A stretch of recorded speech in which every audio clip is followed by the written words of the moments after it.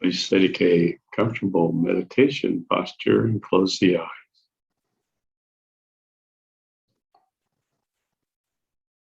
Put your attention on the silence that is always there deep in the mind.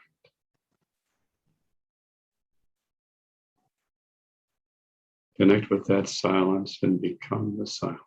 You are the silent witness.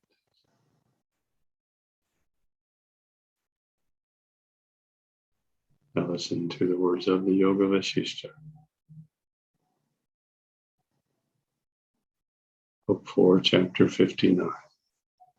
Continuing with verse 25. Then Brahma remembered the eternal Vedas and many ceremonial rites which he established as laws in his house of this world.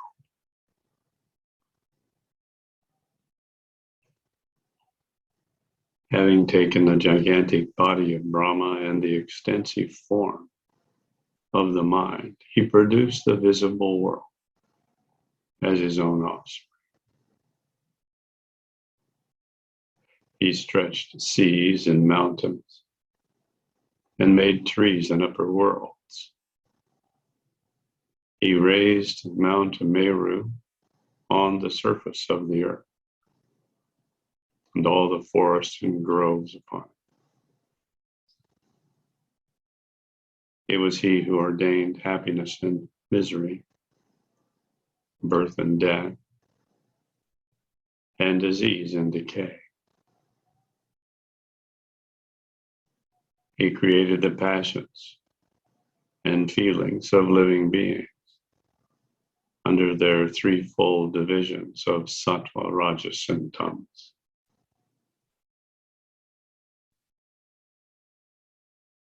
Whatever has been created by the hands of the mind of Brahma, the same continues to be perceived by our deluded vision.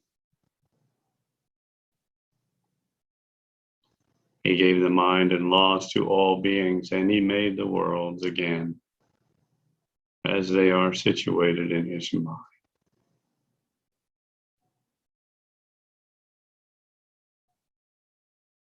So we find ourselves in a universe created in the mind of the Creator.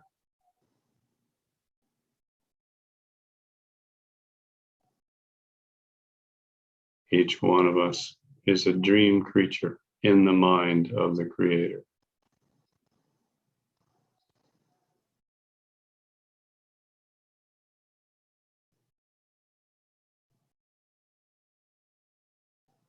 We perceive the universe within the mind of the one who created it.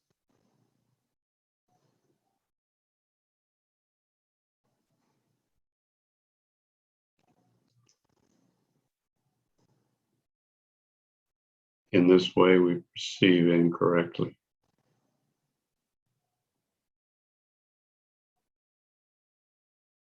We perceive in error.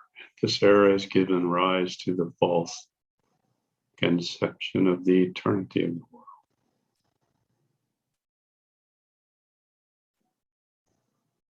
It is the conception of the mind alone that creates the ideal form. The acts of all things in the world are produced by their conception and wishes. It is the concept or thought that binds even the gods to their destiny.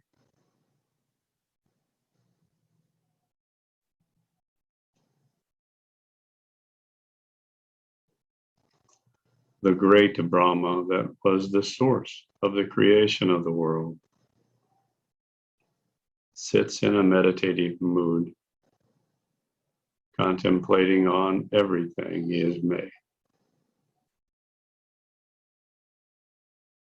It was by a motion of the mind that the wonderful form of the living principle was formed.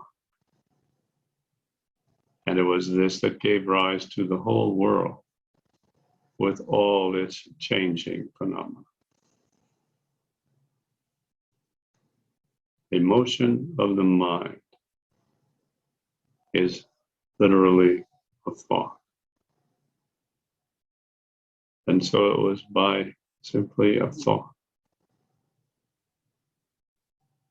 that the gods, Indra, Upindra, Mahendra, and others were created. It was simply by a thought that the hills and seas and all the worlds above and below us and in the 10 sides of the heaven above were created.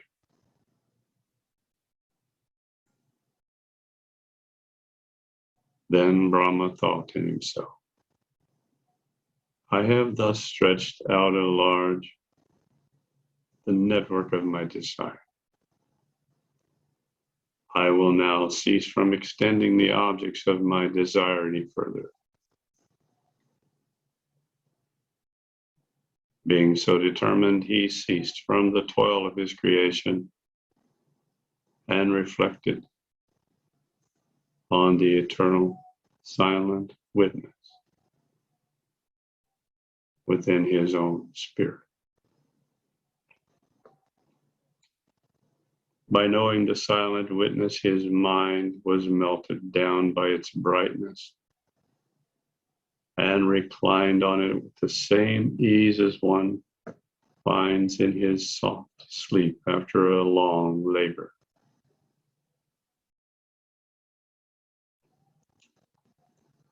Being freed from his selfishness and egoism, he felt that perfect tranquility which the soul receives by resting in itself,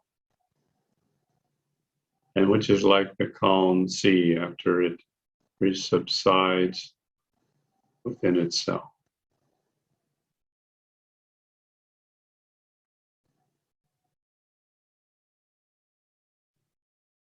The Lord sometimes leaves off his meditation, like the reservoirs of water sometimes overflow their banks and boundaries.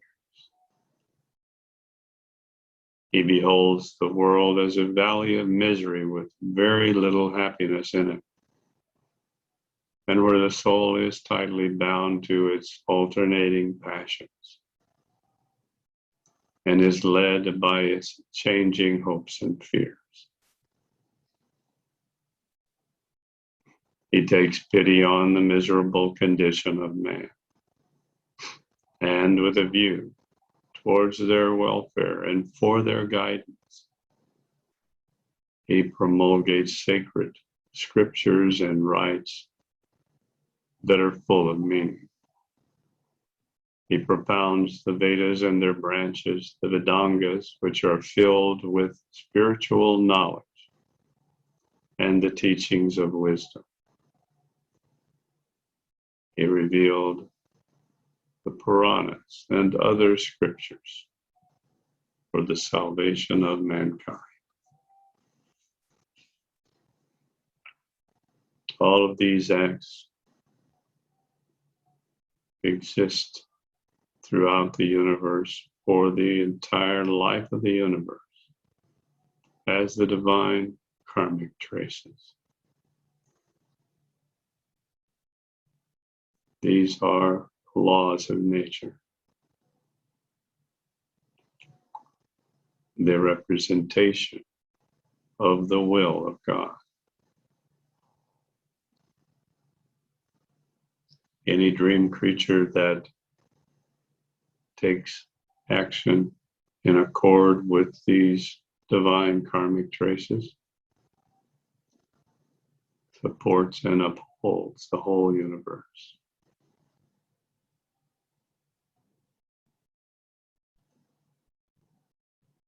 And in response, the universe supports and upholds the dream creature.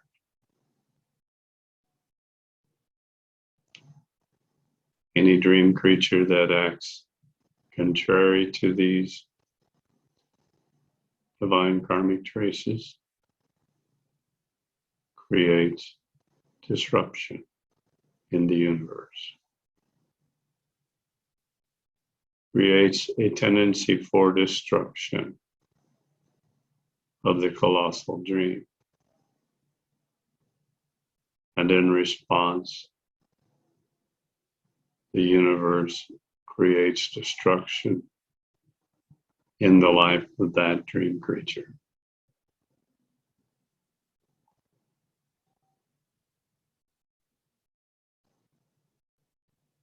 Again, the spirit of Brahma reclined on the supreme spirit and was relieved from its toil. He remained as tranquil as the calmed ocean after it was churned by Mandara Mountain.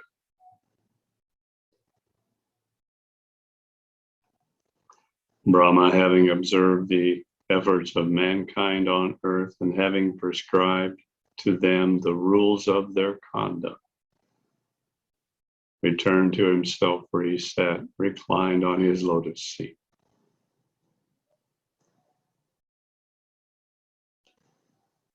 Sometimes he remains entirely devoid of all desire. At other times, from his great kindness, he takes his cares for mankind upon himself.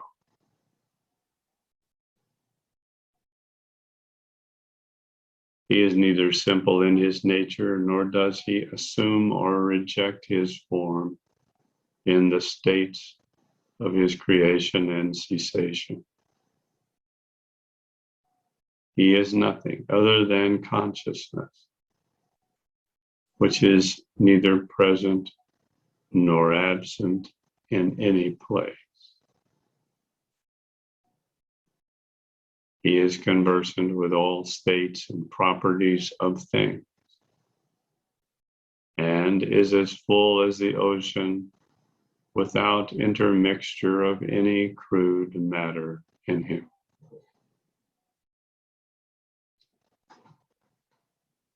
Sometimes he is quite devoid of all attributes and desires, and is only awakened from his inertness by his own desire of doing good to his creatures.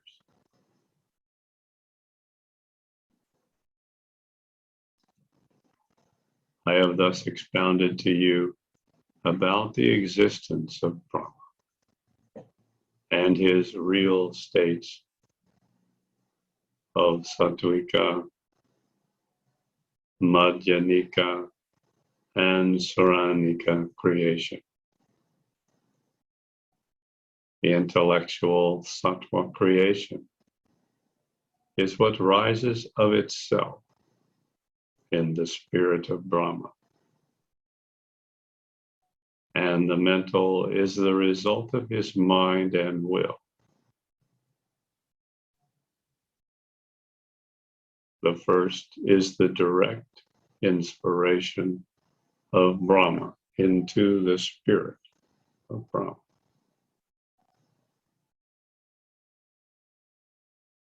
After creation of the material world by the active nature of Brahma,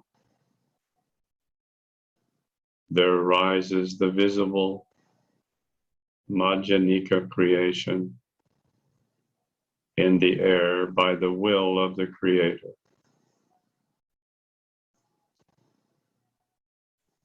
In the next step of animal creation, some were born as gods, and others as Yaksha demigod. And this is called Saranika, because the Suras, or gods, were created in it. Every creature is born in the shape of its inherent nature. then it is either elevated or degraded according to the nature of its association. It also lays the foundation of its future state of bondage to birth or liberation by its acts commenced in the present life.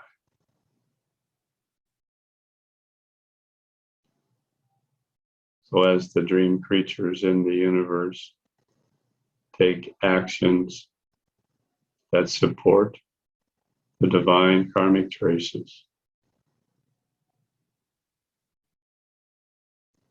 their inherent nature is elevated.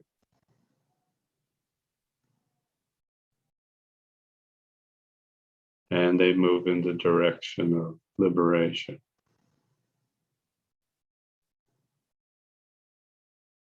In this manner, O Ram, the world has come to existence. Its creation is evidently a work of labor, as it is brought into being by various acts of motion and exertion of the body and mind. All these products of the God's will are sustained by continuous force and effort on his part.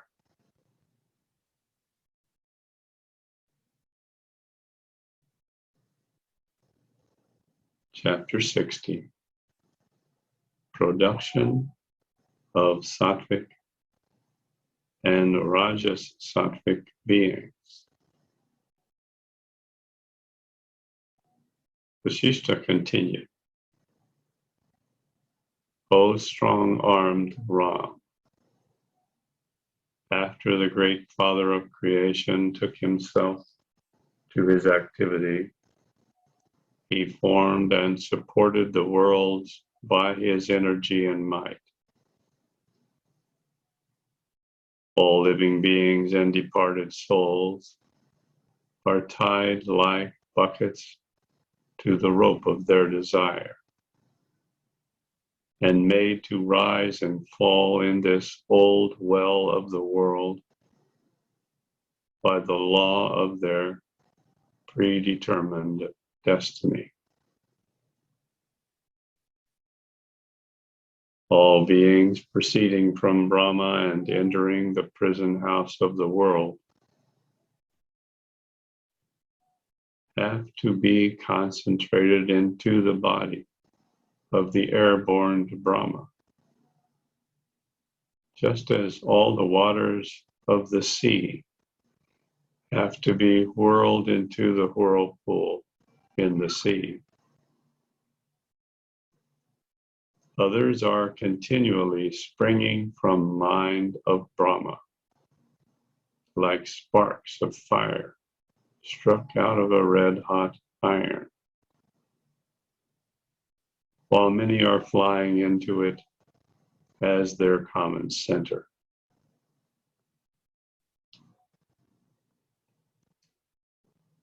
Ram, all lives are like waves in the ocean of the everlasting spirit of Brahma. They rise and fall in him according to his will. They enter into the atmospheric air like smoke rising and entering the clouds. At last, mixed together by the wind in the spirit of Brahma. Then they are overtaken by the elementary atoms flying in the air, which lay hold on them in a few days, just as demons seize the host of gods with violence. Then the air breathes the vital breath in these bodies, which infuses life and vigor in them. Thus, living beings manifest themselves on earth, while others are flying as living spirits in the form of ethereal smoke.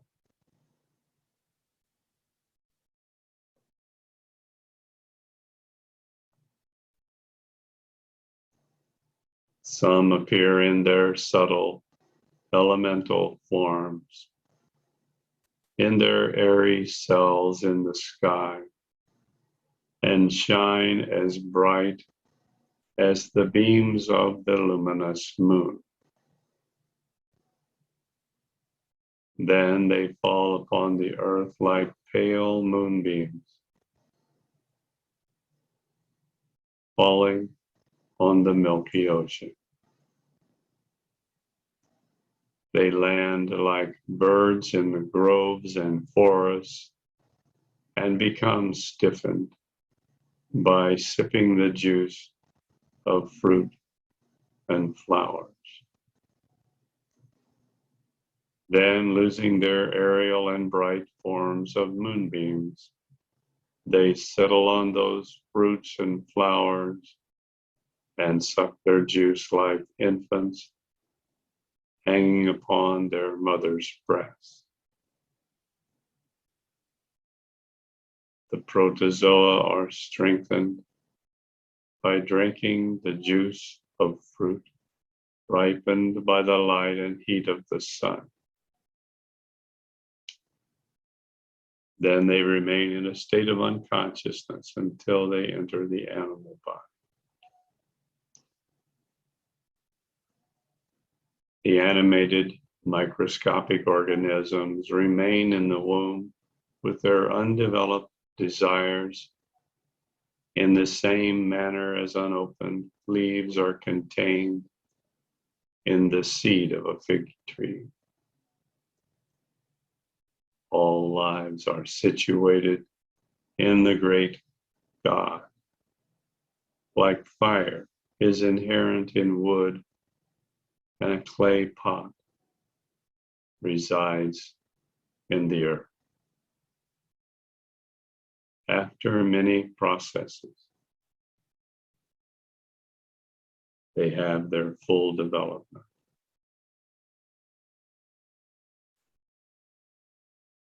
One that has received no bodily form and moves without manifesting itself is said to be a satya, or spiritual being, and has a large scope of action. He who gets his liberation in or after his lifetime is said to have a pure sattvika birth. But whoever is obliged to be reborn by his acts is said to belong to the Rajas Sattvika class. Anyone of this class who is born to rule over others becomes giddy with pride. Tamas is said to be of the nature of ignorance. Tamasika. I will now speak on this class of being. So here Brahma is describing the levels of consciousness. The level of consciousness of the Satya being is 600 and above. The level of consciousness of a Rajas Sattvika being is between 200 and 600. And those or in the Tamasika class are below 200.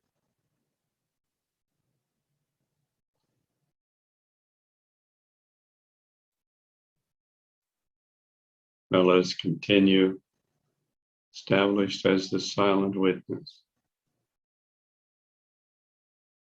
and begin the Trimana Sanyama process on the